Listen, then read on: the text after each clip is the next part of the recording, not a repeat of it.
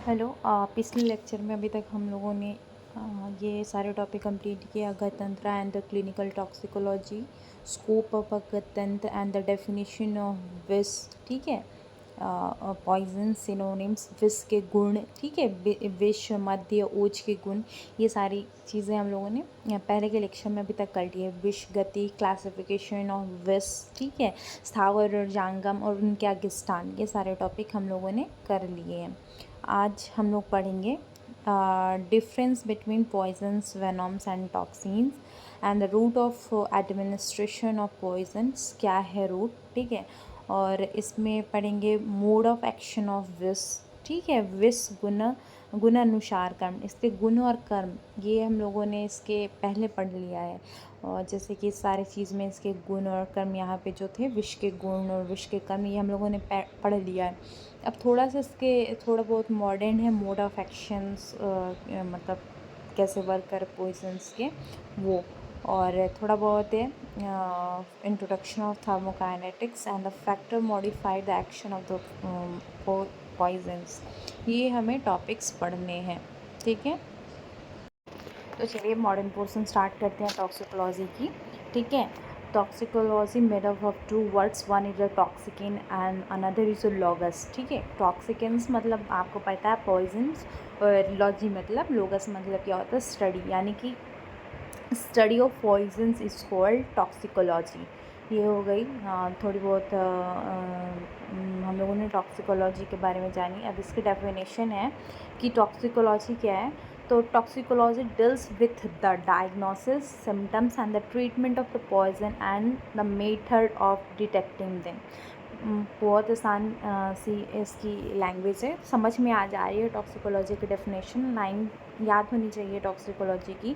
अगर आपको पॉइजन आ रहा है तो आप टॉक्सिकोलॉजी को थोड़ा बहुत डिफाइन करते हो, फिर उसके बाद आप पॉइजन्स को बताएंगे, जैसे कि अभी हम लोगों ने सिलेबस में देख लिया, ठीक है। टॉक्सिकोलॉजी देख ली कि toxicology deals with the diagnosis, symptoms and treatment of poison and the method of the detecting them, ठीक है। टॉक्सिन्स का मतलब क्या हुआ, any substance which produce naturally, it means कि एग्जाम्पल हो गया इसकी मॉर्फिन, जो नेचुरली प्रोड्यूस हो रहा है उसको टॉक्सिन बोलते हैं। वेनॉम्स मतलब क्या होता है, toxic substance ejected by the sitting और अ बाइट के थ्रू जो जा रहा है, वेनम्स कहते हैं। स्नेक्स वेनम्स, स्कॉर्पियन वेनम्स, ये सारी चीज़ें हो गई वेनम्स में। टॉक्सिकेंट्स का मतलब क्या हुआ, any substance chemicals that can kills human animals and plant, it called toxicants। ये छोटे छोटे टर्म्स है, टॉक्सिन, वेनॉम, टॉक्सिकेंट्स इत्यादि हम लोगों ने देख लिए। टॉक्सिकोलॉजी की डेफिनेशन देख ली, टॉक्सिकोलॉजी की थोड़ी बहुत इंट्रोडक्शन देख ली, ठीक है। अब आती है ब्रांचेस ऑफ द टॉक्सिकोलॉजी, कुछ कौन कौन से डेवलप ब्रांच है टॉक्सिकोलॉजी की, वो देख लीजिए। ये आपके थोड़ी बहुत इंट्रो में है, ये एग्ज़ाम में उतने पर्पज़ से क्वेश्चन नहीं बनते, लेकिन हाँ थोड़ी बहुत पता होनी चाहिए ब्रांचेस ऑफ टॉक्सिकोलॉजी कौन कौन सी है। First one is forensic toxicology, chemical toxicology, medical toxicology, industrial toxicology, environmental toxicology and regulatory toxicology. ये ब्रांचेस हैं टॉक्सिकोलॉजी की, ठीक है। आप इसको चाहें तो थोड़ा बहुत आपको डीप थोड़ी बहुत नॉलेज चाहिए। फॉरेंसिक टॉक्सिकोलॉजी क्या है, तो बोला गया कि it's focus on the medical legal aspect of the chemical exposure and toxic injury. Clinical toxicology क्या हुआ, it's mainly involve in the study of the diagnosis and the treatment of the poison in the human, ठीक है। ऐसे ही medical toxicology हो गया, it is sub speciality of medicine for focusing on the toxicology and provide in the diagnosis and management and prevention of poisoning. वैसे ही industrial हो गई toxicology, जिसमें आपको स्टडी होती है harmful effect on human bye the chemical use over the place, जो chemical substance use हो रहे हैं, ठीक है। हाँ, उसके हार्मफुल इफ़ेक्ट के बारे में। फिर आ जाती है एनवायरमेंटल टॉक्सिकोलॉजी, ठीक है। इसमें study of the harmful effect of the various chemical, biologicals and the biological and the physical agent on living organisms such as the pollutants, insecticide and pesticide.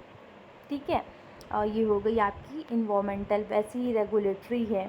ठीक है, लास्ट में एक वर्ड्स दिया हुआ है कि toxins produce by the living organism which are dangerous to man इसको, that is example is the venom of snakes. ये हो गई थोड़ी बहुत ब्रांचेस ऑफ टॉक्सिकोलॉजी जो हम लोगों ने पहले पढ़ ली थी. 4-5 ब्रांचेस थी, 6 ब्रांचेस हैं. Forensic toxicology, clinical toxicology, medical toxicology, industrial, environmental and the regulatory toxicology. अब आते हैं, ये आपको पता होनी चाहिए, father of the toxicology Paracelsus and the father of the modern toxicology Mathieu ऑफेया. ठीक है, ये हो गई आपकी father of modern toxicology and father of toxicology Paracelsus. अब आते हैं कि जो मेन टॉपिक था हमारा कि पॉइजन्स के क्लासिफिकेशंस आपको देखने थे. आपकी जो सिलेबस में था वो था पॉइजन और पॉइजन के क्लासिफिकेशन. ठीक है, तो पॉइजन्स का जिसका हम लोगों ने आयुर्वेद देख लिया है, जैसे कि इसका आयुर्वेद पार्ट हो गया गुड़, सॉरी विष हम लोगों ने देख लिया. विष के गुण, विष की गति, विष की उत्पत्ति. ठीक है, विष के भेद, वर्गीकरण, विष के अधिष्ठान जितने थे हम लोगों ने, इसके मॉडर्न एस्पेक्ट अभी तक देखे हैं, थोड़ा बहुत बेसिक्स. अब आपको आता है कि उसका थोड़ा मॉडर्न पॉइंट ऑफ व्यू, यानी कि पॉइजन्स मॉडर्न में क्या है कि इसका डेफिनेशन हो गया, any substance that injected, inhaled and absorbed, applied to skin and the produce within the body is a relatively small amount injury the body by the chemical action. ठीक है, it means कहने का मतलब, यहाँ पे कहने का मतलब ये हुआ कि कोई भी ऐसा सब्सटेंस जो इंजेक्ट यानी कि बॉडी में सीधे चढ़ गया या फिर इनहेल के थ्रू या फिर एब्जॉर्ब हो गया. ठीक है, या फिर स्किन के थ्रू वो फैल गया, produce within the body यानी कि वो बॉडी के अंदर चला गया, in the relatively small amount injury the body bye it's chemical action, यानी कि वो अंदर जाके कुछ ऐसे बॉडी इंजरी कर रहा है. It means poisons. ठीक है, poisons represent the harmful effect in human body of the accidental and the intentional exposure to toxic amount of any substance. and अब यहाँ पे आ जाता है थोड़ा बहुत टाइप्स है यहाँ पे. एक टाइप से होमोसाइडल, एक होता है सुसाइडल. ठीक है, होमोसाइडल कहने का मतलब it should be cheap and easily available, it should be colourless, odorless and tasteless. It should be capable of being administration with food materials with and without being detected. Homicidals जो हैं वो सारे क्या है, without being detected. It should be highly toxic and the capable of sure sort of death. ठीक है, ये मतलब इसको होमोसाइडल लेने से क्या बोलता है कि it should be highly toxic and capable of sure sort of death. Sign and the symptoms should be resemble a natural list postmortem changes and not to be detected by any chemical test. यानी कि ये क्या है कि death on the spot मतलब हो सकता है, बट क्या है कि इसको थोड़ा साइन सिम्टम्स उतने नज़र नहीं आते हैं, और मेनली ये कलरलेस है, ऑर्डरलेस है, टेस्टलेस है, और इसको डिटेक्ट नहीं कर पाते हैं विदाउट बीइंग डिटेक्टेड. ठीक है, और it should be capable of being administration with the food and materials. आप फूड मटेरियल्स के साथ भी ले सकते हैं.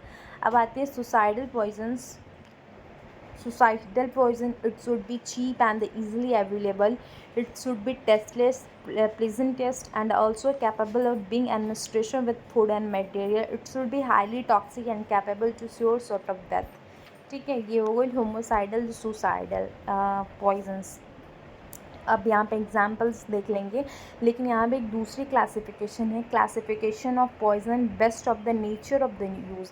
आप जिस नेचर के बेसिस पे आप पॉइजन्स यूज़ हो रहा है उसके बेसिस पे यहाँ पे कुछ एग्जांपल्स दिए हुए हैं और पॉइजन्स दिए हुए हैं. तो ये जो क्लासिफिकेशन है, classification of poison based on the nature of the use, आपको याद होनी चाहिए.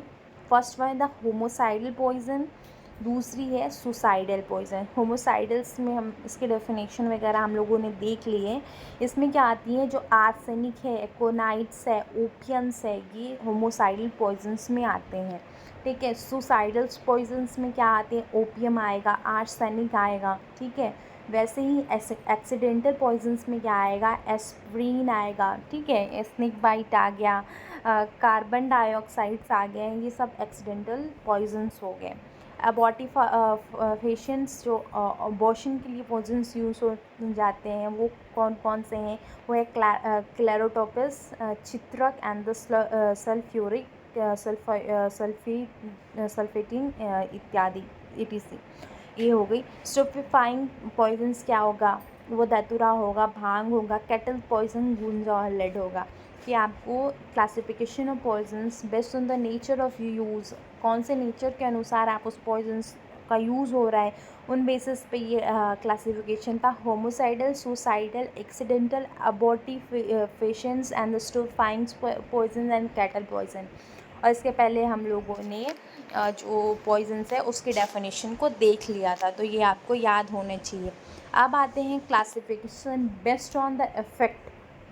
ठीक है, आपका जो पॉइज़न है इफेक्ट के बेसिस पे कितने टाइप्स के हैं, it is of the two type, corrosive and the irritant. ठीक है, टू टाइप्स के होते हैं। On the basis of effect, corrosive poison a substance that destroyed but does not absorb. ठीक है, यानी कि वो क्या होता है, रिएक्टिव हो जाते हैं बहुत जल्दी, highly reactive but not absorb, is called corrosive poison. Properties क्या होती है, it is highly active, it may be produce inflammations, it can causes ulceration, ulcer, it causes tissue and organ damage, it is divided into 4 category. ये जो corrosive है वो 4 categories में divide होते हैं और ये हाईली रिएक्टिव होते हैं but not absorb in systemic circulation, जो भी हो। आगे इसके 4 टाइप्स बताए गए हैं। मिनरल्स एसिड्स, मिनरल्स होते हैं कोरोसिव में, ऑर्गेनिक्स होती है, वेजिटेबल्स होते हैं, कॉन्सेंट्रेटेड एल्कलीज होती है। मिनरल्स एसिड में जो पॉइजन्स होते हैं कौन कौन से हैं, nitric acid, HCl and H2SO4। ठीक है, ऑर्गेनिक एसिड में ऑक्जेलिक एसिड होगा, कार्बोलिक एसिड होगा। ठीक है, और वेजिटेबल्स एसिड में हाइड्रोसाइनिक एसिड होगी। कॉन्सेंट्रेटेड एल्कलीज में कॉस्टिक सोडा, पोटास इत्यादि, ये आपके कोरोसिव पॉइजन्स में आते हैं on the basis of the actions. ठीक है, इफेक्ट एंड आगे है इरिटेंट पॉइजन्स। इरिटेंट पॉइजन्स क्या है, this is a dilute form of corrosive poisons, it acts as irritant, it produce irritation, burning and abdominal pain, vomiting and the diarrhea. It is further divided into 3 types. One is inorganic, another organic, or another one is a mechanic। ठीक है, inorganic 2 types के हैं, non metallics poison and the metallic poisons. Non metallics poison the chlorine and the metallic poison the tin and the copper. Organic poisons, one is a vegetable poison, another is a animal poison। Vegetable poisons में castor seed आते हैं, datura seed आते हैं। Animal poison में snakes, venomous, spider etc। ठीक है, वैसे ही mechanics में आते हैं जैसे कि है डायमंड डस्ट इत्यादि। ये सारी चीज़ें हैं आपकी मैकेनिक्स में। ये होगी 2 तरह की classification, on the basis of effect, on the basis of action. ठीक है, अब इस बार हम लोग पढ़ रहे हैं क्लासिफिकेशन बेस्ड ऑफ एक्शन। ये तीसरी क्लासिफिकेशन है पॉइजन्स की। हम लोगों ने अभी 2 पढ़ी, कौन कौन सी पढ़ी, क्लासिफिकेशन बेस्ड ऑन इफेक्ट। ठीक है, और दूसरी है classification based classification of poison based of the nature of the use. Nature के यूज़ के अनुसार आप इसको इतने टाइप में डिवाइड कर रहे हैं। ठीक है, आगे हम लोग पढ़ रहे हैं इसके क्लासिफिकेशन, वो है क्लासिफिकेशन बेस्ड ऑन एक्शन। ठीक है, first one is a neurotic toxicant poisons. उसमें आते हैं सोनिफेरस, इनवेरिटेन एंड अनदर डेलीजेंट्स। ठीक है, एक आती है दूसरी क्लासिफिकेशन हो गई आपकी न्यूरोटिक टॉक्सिक पॉइजन के बाद आती है स्पाइनल कॉर्ड टॉक्सिकेंट, जिसमें आती है धतूरा, कूचला, पीएनएस टॉक्सिकेंट्स में आती है कोनियम्स, क्यूरेन, ठीक है। कार्डिक पॉइजन्स में आते हैं डिजिटलिस, एकोनाइट, स्नेक विनोम, ठीक है, स्कॉर्पियन। ये सारी चीज़ें आपकी आ गई आपकी कार्डिक पॉइजन्स में। तो आपको नाम के साथ ये वाली क्लासिफिकेशन भी on the basis of the action, यानी कि जो पॉइजन्स आप ले रहे हो बॉडी के अंदर है तो यही सारी चीज़ें जितने भी ऊपर पढ़े हैं हम लोगों ने, animal based, plant based, metallic, non metallic, इसी का ये है कि आप जो ले रहे हैं वो बॉडी के अंदर जाके किन पे इनका एक्शन हो रहा है, ठीक है, उनके बेसिस पे। Neurotic toxicants, spinal, PNS, cardiac, ठीक है। एक आता है एक्सपेक्शिएंट यानी में आती है कार्बन डाइऑक्साइड, कार्बन मोनोऑक्साइड। हेपेटोटॉक्सिकेंट्स में आते हैं आपकी अल्कोहल, पैरासीटामोल। नेफ्रोटॉक्सिकेंट्स में आते हैं मेटल और क्लोरोफॉर्म। ये हो गई आपकी पूरी की पूरी पॉइजन्स की क्लासिफिकेशन, ठीक है।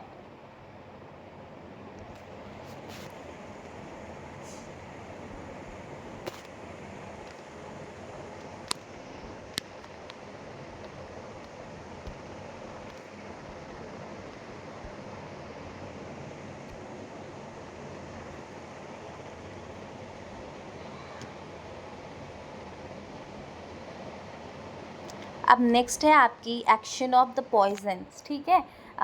जो हम पॉइजन्स है, ठीक है, ये क्लासिफिकेशन उसकी हो गई।